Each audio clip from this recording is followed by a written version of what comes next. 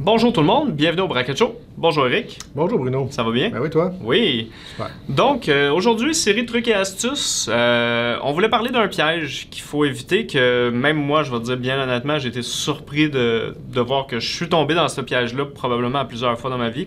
Le rounding, l'arrondi. Effectivement, l'arrondi, on est habitué à l'école, on se fait apprendre comment arrondir. Hein? On sait que quand on arrondit les décimales, dès que ça tombe en haut de 5, on arrondit à l'entier supérieur ou à l'unité supérieure, dépendamment où est-ce qu'on est là, dans les décimales et tout ça. Je vais vous montrer un petit exemple ici, un petit test qu'on a monté pour démontrer le problème. Ici, j'utilise la méthode Round de la classe Math. Puis là, je m'assure via un Fluent Assertion Test ici que je m'assure que ce soit égal à 2.4. Puis on s'attendrait que ça soit ça. J'essaie d'arrondir 2.35.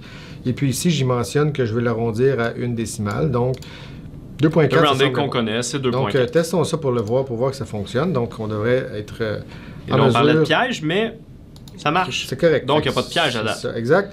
Exact. Pour l'instant, ici, celui-là, le rounding est correct. Donc là, si on continue sur cet exemple-là, je vais juste utiliser le même test parce que, bon, c'est plus simple comme ça. Je vais juste faire un autre test. Au lieu d'arrondir 2.35, je vais arrondir 2.25. Puis là, je m'attendrai à ce que ça donne 2.3. OK, tout le monde est d'accord avec ça. Donc, on va essayer de rouler ce test-là. Roulement de tambour. Qu'est-ce qui va se passer ici? Notre test échoue.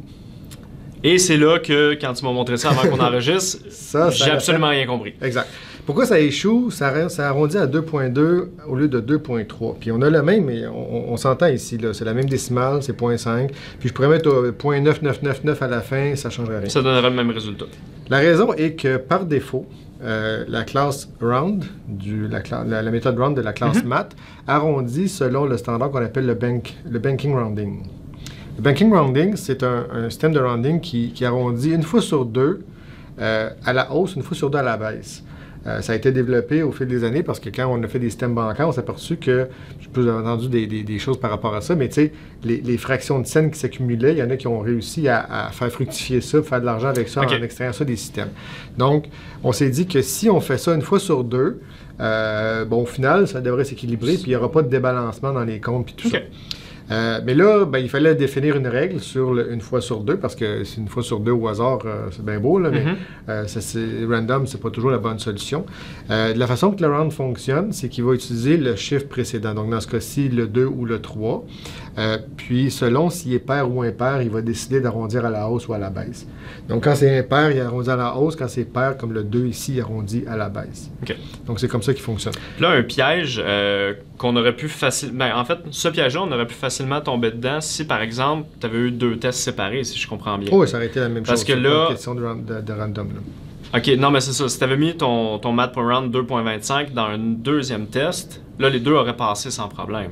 Ou si ça l'aurait fait. Non, ça aurait été la même chose. Ça l'aurait fait aussi, OK. Oui, c'est pas une question... à la méthode, c'est pas le contexte. Oui, c'est pas une question. C'est vraiment la décision de render up ou up est déterminée par le chiffre précédent, le nombre que tu veux arrondir. Okay? Par exemple, si j'avais ici fait un round à 0 décimale sur 2, mettons 2.5 par exemple, j'aurais voulu arrondir, ça aurait arrondi à la baisse, ça aurait donné 2.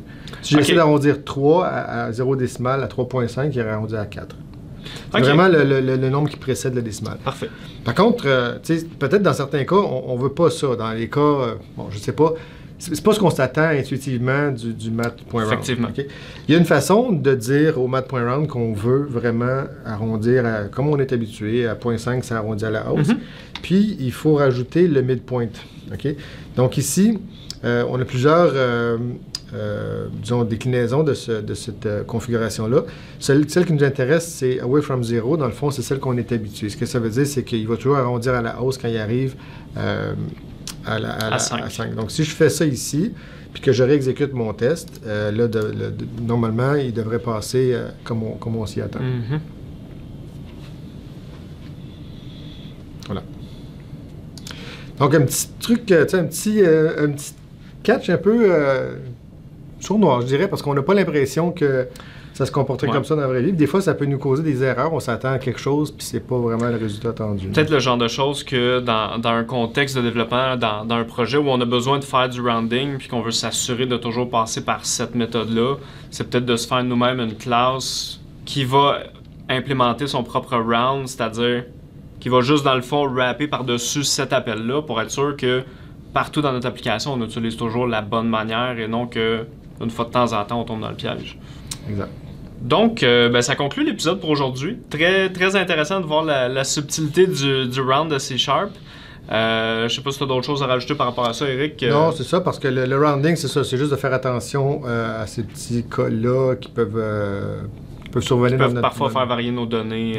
Ouais. Surtout si on fait des tests avec cette précision-là, là, c'est sûr qu'on teste la décimale, mais on pourrait être moins précis dans notre test. Mais dans ce cas-ci, si on veut vraiment, puis on a des données pour le justifier, on s'attend à ce que ça soit ça. On veut pas que notre test fail. Parce que les données... Aléatoirement. Aléatoirement ou par un cas comme ça, on se demanderait pourquoi ça fait, parce qu'on s'attend que le round n'est pas correct, mais c'est juste de comprendre la façon que .NET fait le round. OK, parfait. Donc, comme je disais, ça conclut. Merci beaucoup tout le monde. N'hésitez pas à suivre la page Facebook, la chaîne YouTube pour avoir les notifications, les prochains épisodes qui s'en viennent. À la prochaine. Merci.